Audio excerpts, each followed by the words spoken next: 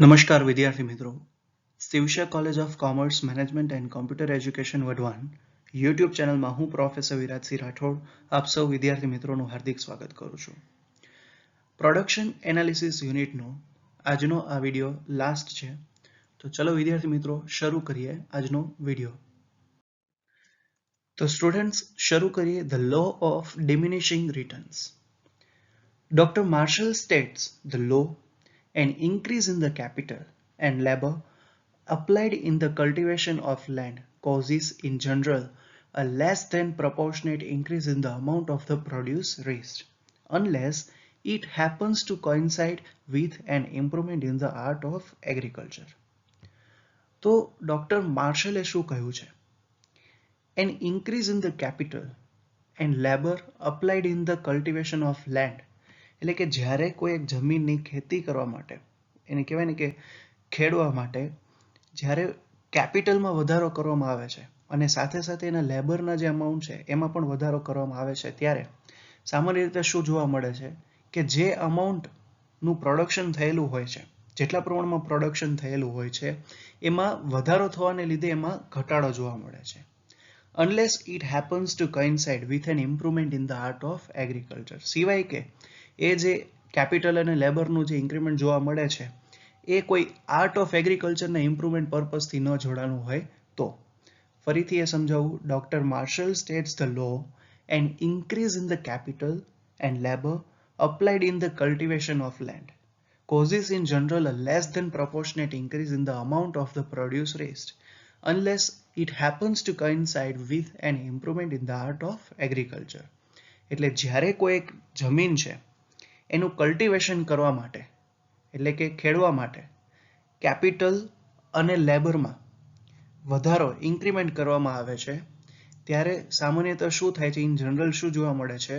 A less than proportionate increase in the amount of the produce rest, એટલે જે production વધવું જોઈએ એના બદલે શું થાય છે, એમાં થોડો ઘટાડો જોવા મળે છે. Unless it happens to coincide with an improvement in the art of agriculture, સિવાય કે એ જે કેપિટલ અને લેબરમાં જે ઇન્ક્રીમેન્ટ કરવામાં આવેલું છે એ ઇમ્પ્રુવમેન્ટ પર્પઝથી ન હોય તો. The definition says that, આ જે ડેફિનેશન છે શું કહે છે? Every farmer knows that if a particular piece of land is cultivated over and over again, it generally gains less than proportionate returns. એટલે કે દરેક ફાર્મર જાણે છે કે જો કોઈ પર્ટિક્યુલર પીસ ઓફ લેન્ડને ઓવર એન્ડ ઓવર એને કલ્ટિવેટ કરવામાં આવે તો પછી એનું જે પ્રોપોર્શનેટ રિટર્ન્સ હોય છે એમાં થોડો ઘટાડો જોવા મળે છે. If every year more and still more units of labor and capital are invested into it, the return per unit doesn't increase but actually decrease. જો દર વર્ષે લેબર અને કેપિટલમાં વધારો કરવામાં આવે તો પછી જે પર યુનિટ જે રિટર્ન હોય છે એમાં ઇન્ક્રીમેન્ટ જોવા નથી મળતું, પરંતુ શું થાય છે? ડિક્રીઝ જોવા મળે છે. તો નેક્સ્ટ જોઈએ હવે. તો સ્ટુડન્ટ્સ, લો ઓફ ડિમિનિશિંગ રિટર્ન્સને સમજવા માટે હવે આપણે આ ટેબલ જોઈએ. તો એમાં ફર્સ્ટ છે units of labour and capital 1 2 3 4 5 6 7 8 9. પછી સેકન્ડ છે ટોટલ રિટર્ન, જેમાં 20 30 38 44 49 54 58 58 અને 60. માર્જિનલ રિટર્ન છે 20 10 8 6 5 5 4 0 અને -2. તો હવે આ જે ટેબલ છે એનું આપણી જે મેનેજરિયલ ઇકોનોમિક્સની જે બુક્સ છે તો એમાં શું ઓબ્ઝર્વેશન આપેલા છે? તો સૌથી પહેલું ઓબ્ઝર્વેશન છે, as we apply more and more units of labor and capital, the total return increase. એટલે જે ફર્સ્ટ ઓબ્ઝર્વેશન છે એમાં શું કીધું છે કે જો લેબર અને કેપિટલમાં મોર અને મોર ઇન્વેસ્ટમેન્ટ કરવામાં આવે તો પછી જે ટોટલ રિટર્ન જે છે એમાં શું જોવા મળે છે? ઇન્ક્રીઝ જોવા મળે છે. For example, on the applicant of second unit, the total return increase from 20 to 30. Then it goes on 38, 44, 49 and so on. એટલે કે first unit to second unit જે છે તો ફર્સ્ટ યુનિટમાં ટોટલ રિટર્ન શું છે? 20 છે અને સેકન્ડમાં છે 30. પછી તમે જોવા જાઓ તો 38, 44, 49 એવી રીતે ટોટલ રિટર્ન જોવા મળે છે. સેકન્ડ ઓબ્ઝર્વેશન છે, here we should note that the increase in total return is at diminishing rate. આ જે ટોટલ રિટર્ન જે છે એ ડિમિનિશિંગ રેટમાં જોવા મળે છે. તો કેવી રીતે? The gap between second unit and first unit is 10. એટલે કે 20 અને 30 નો જે ગેપ છે એ શું છે? 10 છે. પછી 38 અને 44 જે છે એનો ગેપ 6 છે. તો એવી રીતે જે ગેપ જે છે એમાં શું થાય છે? ઘટાડો જોવા મળે છે. ફરીથી ટોટલ રિટર્ન જે છે એનો જે ગેપ હોય છે એમાં શું જોવા મળે છે? 20 to 30 જે છે એમાં 10 છે, 30 to 38 છે એમાં 8 છે, 38 to 44 છે એમાં 6 છે. એટલે જે ગેપ જે છે એ શું થાય છે? ઘટતો જાય છે. થર્ડ ઓબ્ઝર્વેશન છે, total return is never zero. Total return જે છે એ ક્યારેય ઝીરો હોતું નથી. Fourth observation, in total return there are three stages. From first unit to sixth unit, it is increasing return. 7 and 8th units indicate constant return, and after that it starts to diminishing. એટલે આ જે total return છે એના 3 stage છે, જેમાં પહેલું stage છે એ શું છે? First unit to six unit. It is increasing return. જે ફર્સ્ટ યુનિટ ટુ સિક્સ છે એમાં ઇન્ક્રીમેન્ટ જોવા મળે છે. સેવન્થ અને એઇથ યુનિટ જે છે એ કોન્સ્ટન્ટ રિટર્ન છે. સેવન્થ અને એઇથમાં તમે ટોટલ રિટર્ન જોવો હોય 58 છે.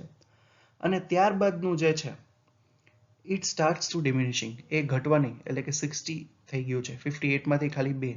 ઓકે, તો એમાં ડિમિનિશિંગ રેટ જોવા મળે છે.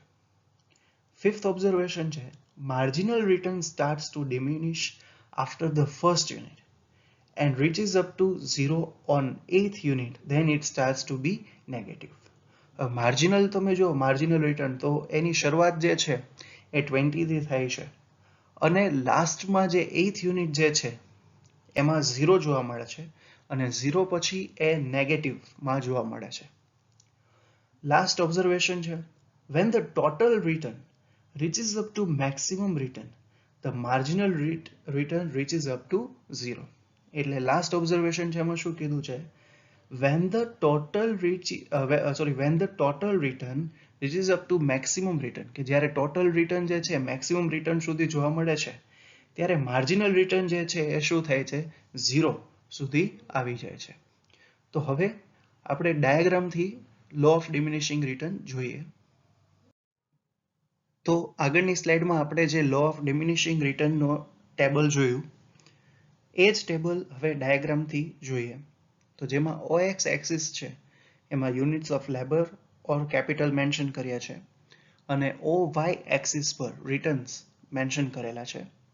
તો હવે એ શું કહેવા માંગે છે? In the above diagram along OXR presents the units applied and along OY the marginal returns corresponding to each unit.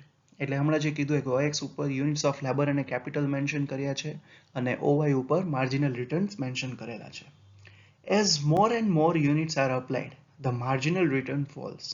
એટલે કે જ્યારે મોર અને મોર વધુ યુનિટ્સને એપ્લાય કરવામાં આવે છે તો માર્જિનલ રિટર્નમાં શું થાય છે? ઘટાડો જોવા મળે છે. The curve slopes downwards from left to right. Curve slope જે છે એ લેફ્ટ, જે તમે જોઈ શકો છો 20 ટોપ પર છે, એ ડાઉનવર્ડ થાય છે. 20 માંથી 10 થયો, 10 માંથી 8 થયો, એવી રીતે ઘટાડો જોવા મળે છે. જ્યારે 8th યુનિટ આવે ત્યારે 8thમાં 0 થાય છે અને 9th યુનિટ આવે ત્યારે એ -2 થાય છે. તો આ જે ડાયાગ્રામ છે શું મેન્શન કરે છે? કે ધ લો ઓફ ડિમિનિશિંગ રિટર્ન. તો સ્ટુડન્ટ્સ, લાસ્ટ સ્લાઇડમાં આપણે ડાયાગ્રામની હેલ્પથી the law of diminishing returns જોયું. હવે આપણે એના લિમિટેશન જોઈએ. In case of new reformed land under cultivation will give more returns in the beginning. This situation will prolong for few months or years. The marginal returns will increase instead of decreasing. એટલે first limitation છે એ શું કહે છે?